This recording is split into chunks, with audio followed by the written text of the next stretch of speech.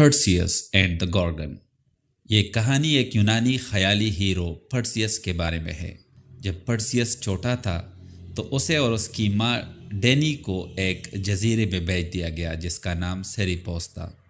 ڈیکٹیز نامی ایک مہربان شخص نے ان کو اپنی زمینوں پر رہنے دیا۔ اس ملک پر پولی ڈیکٹیز نامی ایک شخص کی حکومت تھی جو کہ ایک ظالم بادشاہ تھا۔ پرسیس بڑا ہو کر ایک مضبوط نوجوان بنا جو دن رات کھیتوں میں محنت کرتا تھا اور اپنی ماں کا خاص خیال رکھتا تھا۔ ایک دن پولی ڈیکٹیز ان کے گھر کے پاس سے گزر رہا تھا جب اس نے پرسیس کی ماں کو دیکھا اور اس سے شادی کرنے کا فیصلہ کیا۔ وہ چونکہ ایک اچھا آدمی نہیں تھا اس لیے پرسیس نے اپنی ماں کی حفاظت کی کوشش شروع کر دی۔ بادشاہ کو اس بات پر بہت غصہ آیا اور اس نے پرسیس کو بے عزتی سے ملک سے باہر بھیجنے کا منصوبہ بنایا۔ بادشاہ نے ملک کے سارے لوگوں کو کھانے پر بلایا اور دعوت میں صاف لکھا تھا کہ ہر شخص بادشاہ کے لیے ایک ایک گھوڑا بطور تحفہ لائے۔ پرسیس کو معلوم تھا کہ بادشاہ اس سے ناراض تھا اور حیران تھا کہ اسے دعوت کیوں دی گئی تھی۔ پرسیس کے پاس گھوڑا نہیں تھا اور خرید بھی نہیں سکتا تھا، لیکن وہ دعوت پر جانے سے انکار بھی نہیں کر سکتا تھا۔ یہ ایک بادشاہ کی بے ادبی ہوتی۔ اس نے سوچا کہ بادشاہ اسے معاف کر دے گا جب اسے معلوم ہوگا کہ اس کے پاس گھوڑا نہیں تھا اور خرید بھی نہیں سکتا تھا۔ جب پرسیس کھانے پر آیا تو اس نے دیکھا کہ سب نے بادشاہ کو اپنا اپنا گھوڑا تحفے میں دیا اور اس کا سب مہمانوں کے سامنے مذاق اڑایا گیا اور سب اس پر ہنسنے لگے۔ پرسیس بہت شرمندہ ہوا اور اس نے بوکھلاہٹ میں بادشاہ سے وعدہ کیا کہ وہ کوئی بھی دوسرا تحفہ لا سکتا ہے جو بادشاہ کہے۔ بادشاہ کو معلوم ہوا کہ پرسیس کو بھگانے کا اس سے اچھا موقع نہیں ملے گا۔ اچانک اس نے پرسیس سے کہا، مجھے میڈوسا کا سر لا کر دو۔ سارا ملک میڈوسا اور اس کی بہنوں سے بہت ڈرتا تھا۔ ان کے سروں پر بالوں کی جگہ سانپ تھے اور جو بھی انسان ان کے قریب آتا ان کا شکار بنتا۔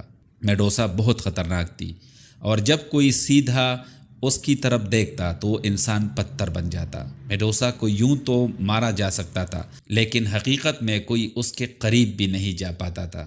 اگلے دن پرسیس کی ماں نے اسے دعاؤں کے ساتھ رخصت کیا اور گاؤں والے چونکہ جانتے تھے کہ پولی ڈیکٹیز اچھا آدمی نہیں تھا اس لیے انہوں نے پرسیس کی ہر ممکن مدد کی۔ انہوں نے اسے میڈوسا کو مارنے کے لیے خاص قسم کی تلوار دے دی، ایسا ہیلمٹ دیا جسے پہن کر وہ کسی کو نظر نہیں آتا، اور ایسے جوتے دیے جسے پہن کر وہ اڑ سکتا تھا۔ لوگوں نے اسے بتایا کہ میڈوسا کے رہنے کی جگہ معلوم کرنے کے لیے اسے چڑیلوں کی مدد کی ضرورت ہوگی جو تمہیں بتائیں گی کہ گارگنز کی حفاظت کرنے والی عورتیں کہاں ملیں گی۔ لوگوں نے اسے یہ بھی بتایا کہ میڈوسا کا سر لانے کے لیے اسے ایک خاص قسم کے بیگ کی ضرورت ہوگی اور اسے بہادر ہونے کے ساتھ ساتھ چالاک بھی ہونا پڑے گا۔ پرسیس شمالی ساحلوں کی طرف روانہ ہوا اور جب وہ گندمی چڑیلوں کے غار کے پاس پہنچا تو وہ رینگتا ہوا غار کے اندر گیا۔ اس نے ایک عجیب نظارہ دیکھا۔ ان ساری چڑیلوں کے پاس ایک آنکھ تھی جس سے وہ باری باری دیکھتی تھی۔ جب ایک بہن آنکھ دوسری بہن کو دے رہی تھی اسی وقت پرسیس نے ان سے آنکھ چھین لی اور اس شرط پر واپس کرنے کا وعدہ کیا کہ وہ اسے میڈوسا اور اس کی بہنوں کے گارگن کے پاس لے جائے۔ چڑیلوں کے پاس کوئی دوسرا راستہ نہیں تھا اور وہ اسے گارگنز تک لے گئے اور اسے ایک بیگ دیا جس میں پرسیس آرام سے میڈوسا کا سر رکھ سکتا تھا۔ پرسیس نے انہیں آنکھ واپس کر دی۔ پرسیس نے اپنا ہیلمٹ پہنا، خاموشی سے اندر گیا اور سوئی ہوئی گارگن کے اوپر سے گزرا اور ایک ہی وار میں میڈوسا کا سر تن سے الگ کر دیا اور اس کے چہرے کو دیکھے بغیر ہی بیگ میں ڈال دیا اور وہاں سے بھاگ نکلا۔ میڈوسا کی بہنوں نے ان کا پیچھا کیا لیکن پرسیس نے اڑنے والے جوتے پہنے اور اڑ گیا۔ پرسیس جب سمندر کے کنارے کنارے واپس آ رہا تھا تو اس نے سمندر میں ایک لڑکی جس کا نام اینڈرومیڈا تھا کو چٹان سے باندھا ہوا دیکھا۔